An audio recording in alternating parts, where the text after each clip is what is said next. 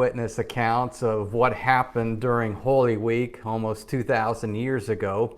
Tonight, in just a few short moments, we are going to hear from two men who shared the stage in the greatest night in the history of the world. We are going to hear their story. We're going to see the gospel story through the lens of Peter and Pilate.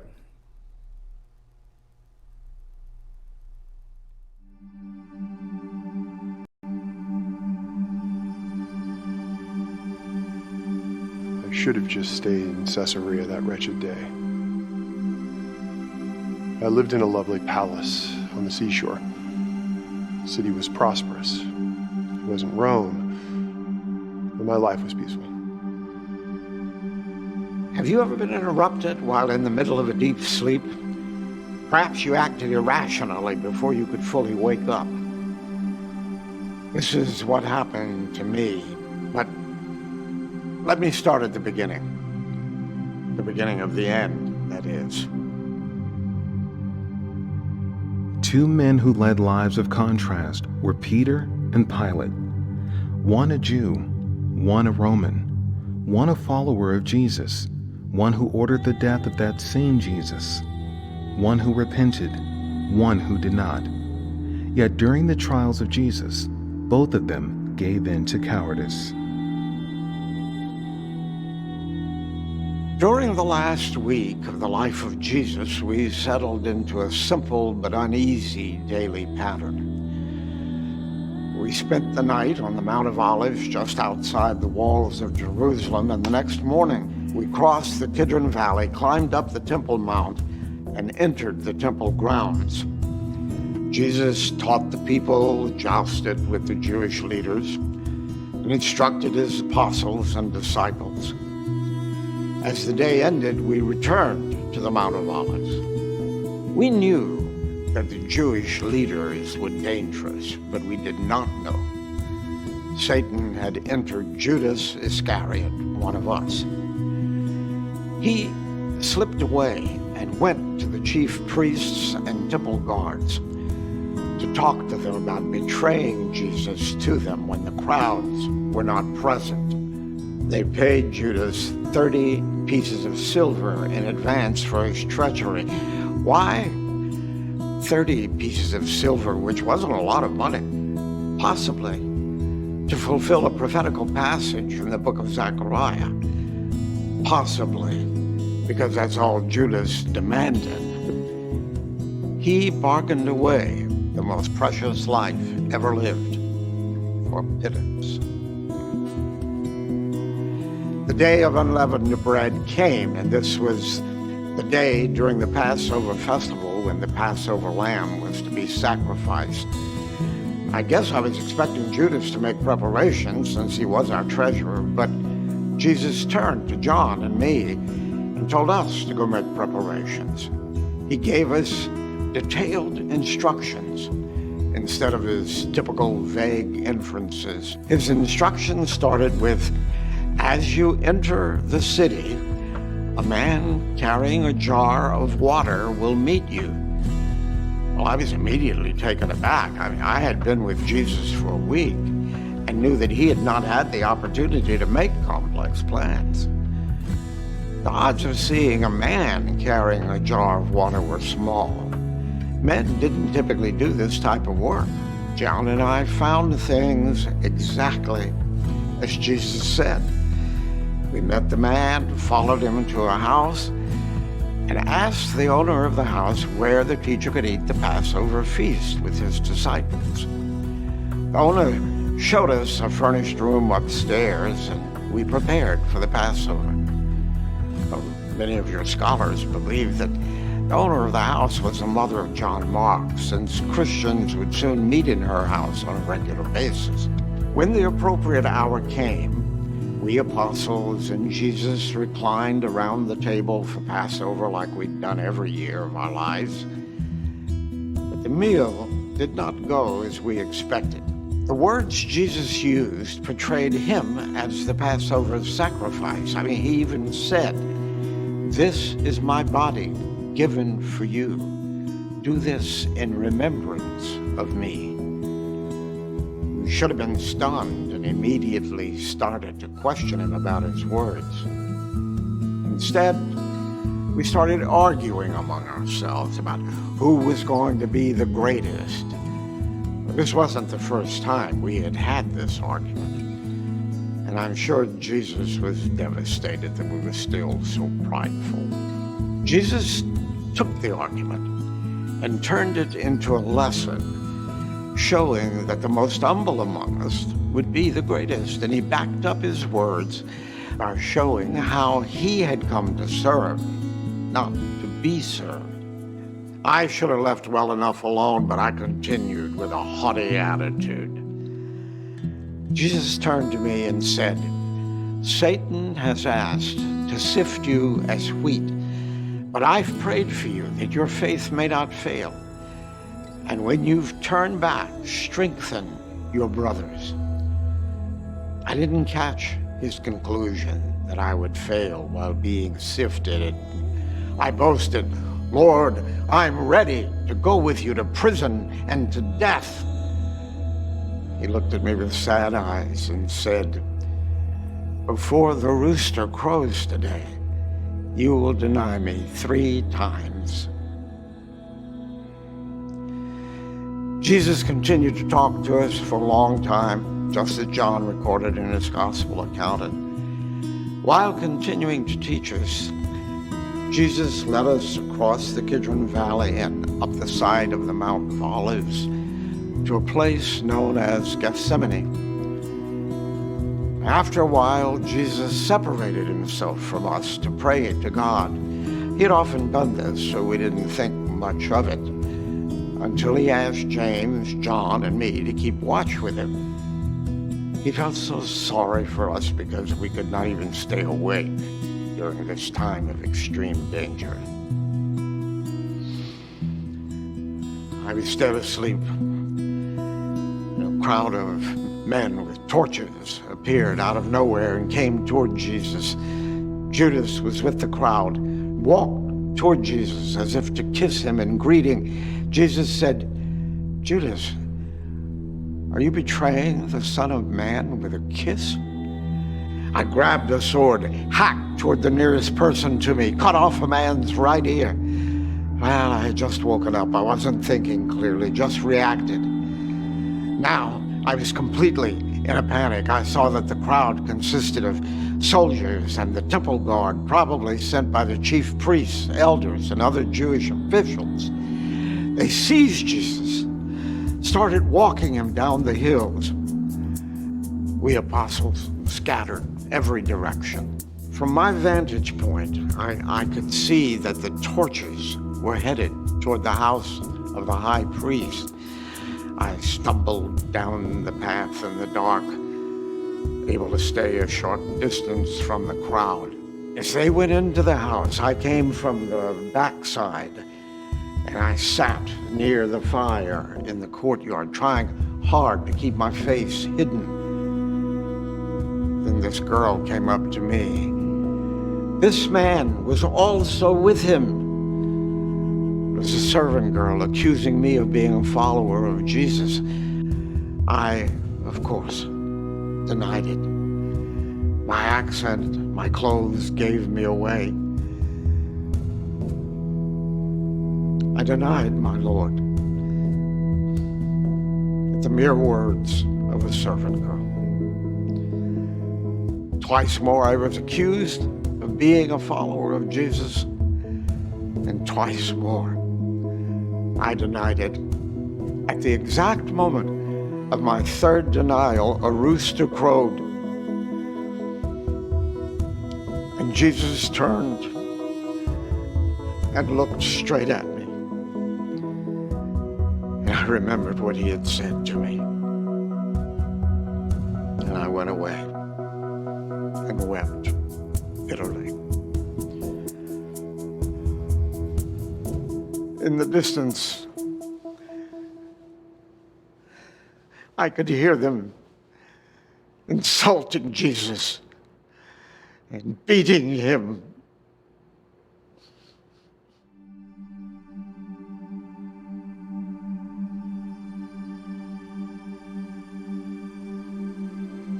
Why didn't I just stay in Caesarea that day? I had been prefect of the Roman province of Judea, an area otherwise known as Palestine, or Israel. As a representative of Emperor Tiberius, I was Rome, the eternal city.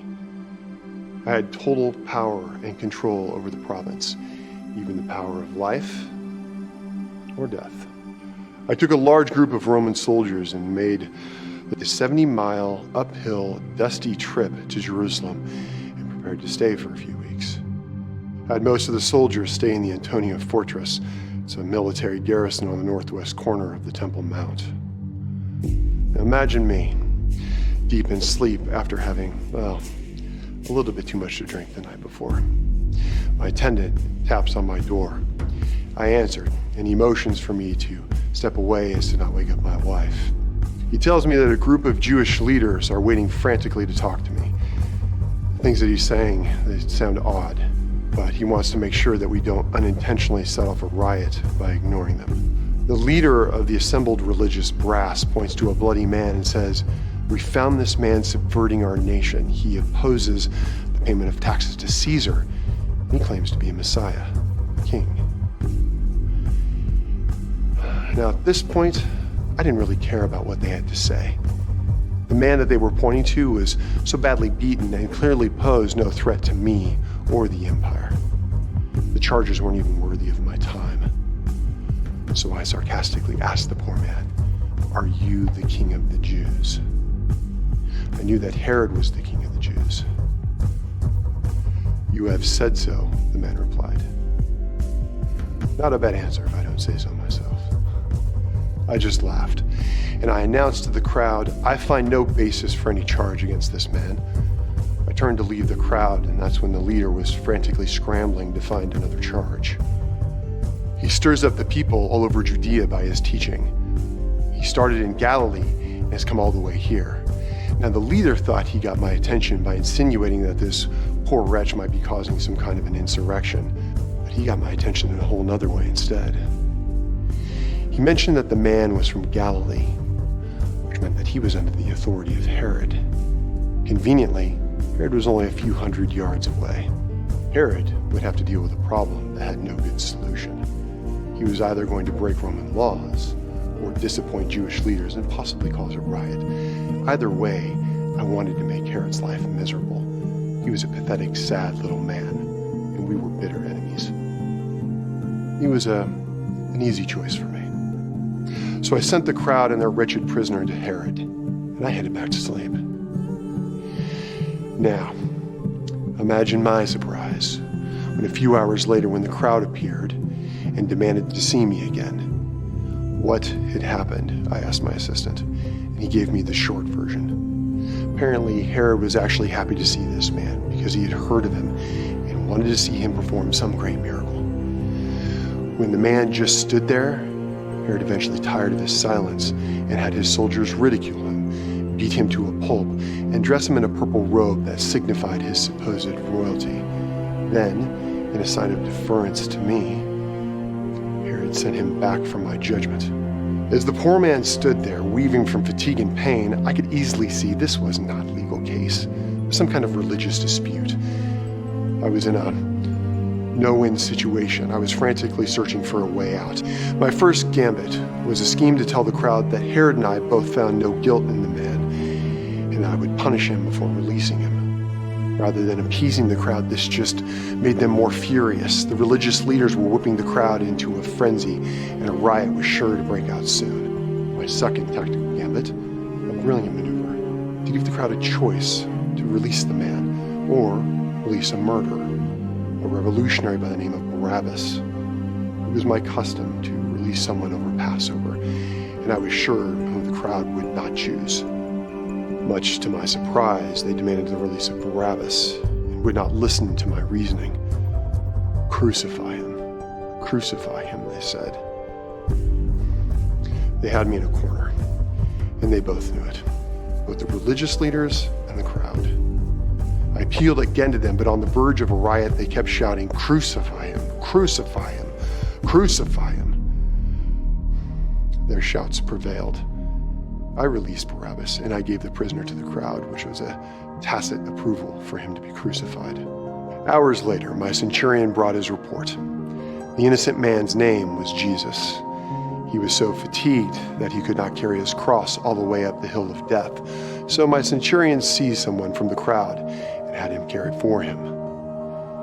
My centurion was surprised by the large number of people who supported Jesus and followed them. But they were mostly women or men who posed no obvious problem. With typical Roman efficiency, my soldiers took along 2 other men who were scheduled to be executed. All 3 of them were crucified on Golgotha, Jesus being placed in the middle. As was often done, soldiers gambled against one another to claim the clothing that would never be again needed by the prisoners. I had a notice placed above Jesus that said, "This is the King of the Jews."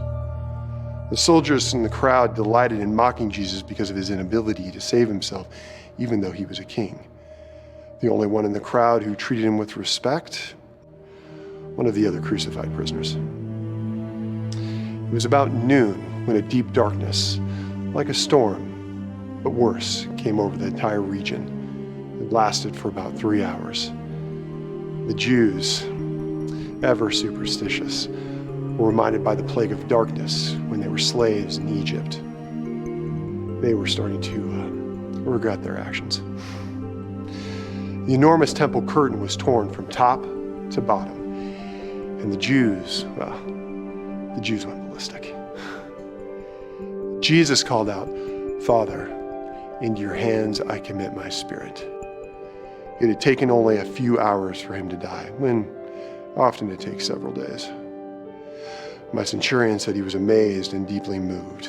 He said that he had praised the Jews' God and said that surely this was a righteous man. No sooner had the centurion finished his report than my assistant came to me with another urgent request. A wealthy Jew named Joseph had come to ask for the body of Jesus so that he could bury it. He was in a hurry.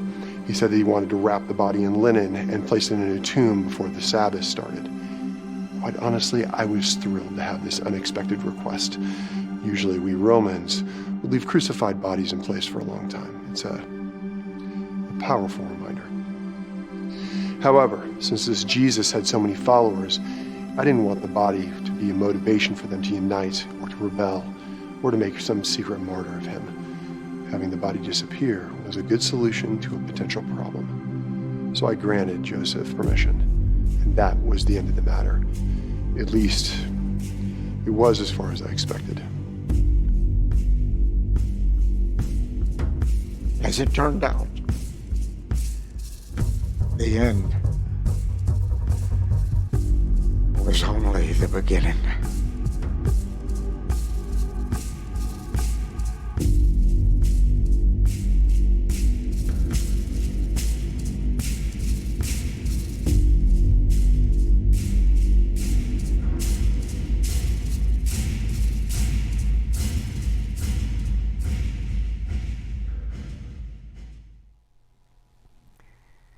Cowardice. Wow. 2 men, 2 different relationships to Jesus. One a close friend, one a politician from a distance, but both sharing the stage on the greatest night in the history of the world, and both are cowards. One fears for his position, one fears for his life. And we hear that word again, don't we? Fear. We've been talking a lot about fear these past few weeks, and for good reason. Our livelihoods are threatened, our health is threatened, so we are fearful. But these fears expose deep-seated fears. You see, we're all cowards. We're all Pilate. We're all Peter. We're all Pilate. We're trying to control whatever situation we find ourselves in. We are trying to always jockey to be right. We are always trying to be justified. We always want to be vindicated. We're trying to win every conversation. We never want to be in a position of disadvantage, and so we're fearful of losing the advantage. Or we're Peter, we're cowards, we're fearful for our health, we're fearful for our lives, we're afraid of disappointing the kids, disappointing our wives. We're afraid of what people think. We prize what people think. And so we're cowards. All of us are Pilate and Peter. At any given moment, we are playing the coward when we fail to live up to God's standards. And by that measure, we are all guilty. We all need that guy who is being crucified on Good Friday to give us his grace. We need Jesus. Jesus is the one. It's the gospel that exposes our fears. It exposes our cowardice. But at the same time, the very Jesus of our gospel is offering us grace, offering us his life, offering us his forgiveness. And there are two men in this story this evening, and there are two results of this confrontation with Jesus. Pilate, history tells us, went mad because of the guilt from this one evening. Peter, on the other hand, found grace. He found forgiveness. Weeks later, he preaches one of the greatest sermons ever. He ignites a fire that spreads throughout the world and through history, all the way down to the Rio Grande Valley.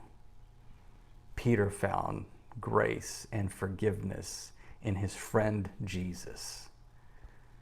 So we are all cowards. So let's hear the words of Peter. Let's hear the words of Pilate. And let's hear ourselves. You see, we see ourselves, we hear ourselves in their words. We come to Jesus to find his grace again. So tonight, Good Friday 2020, as we shelter in place, as we hear their words, as we see the mirror of ourselves in those words, we see ourselves for the cowards that we are, and we run to Jesus for his forgiveness and his grace. Tonight we embrace Jesus. Tonight we rest in him. Tonight we entrust him with our fears. However many they are, whatever they are, we entrust him. We entrust ourselves to Jesus. He died to free you and to free me from our fears. So tonight, all of us cowards need Jesus. We need Jesus to forgive us. We need Jesus to give us his life. The life that he poured out and spent as a ransom for many. The life that he poured out for the forgiveness of our sins almost 2,000 years ago this weekend. So on this Good Friday, as we shelter in place, let's give our fears to Jesus. Have a very restful Good Friday evening.